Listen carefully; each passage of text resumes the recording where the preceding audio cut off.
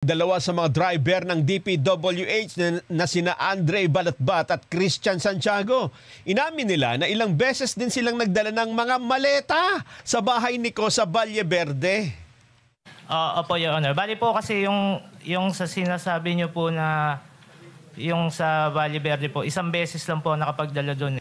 Gaano karami po yon kung inyo po natatandaan, ilang maleta, ilang sako, yung deliver po ninyong pera? Your Honor, sa pagkakatanda ko po, mga nasa 6 to 8 na maleta po.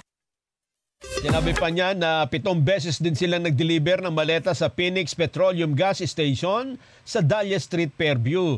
Mula sa kanilang sasakyan, inililipat daw po ang may 8 hanggang 10 maleta.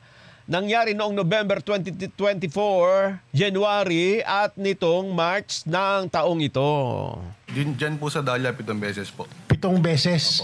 Ano yun? Buwan-buwan? Linggo-linggo? Magkakaibang araw po yun. Pero sa loob ng isang buwan? Hindi po. Mga ilan? Pagitan? Ilang buwan? Ilang araw? Sa November po, 5 beses po. Tapos meron pong January tsaka March po.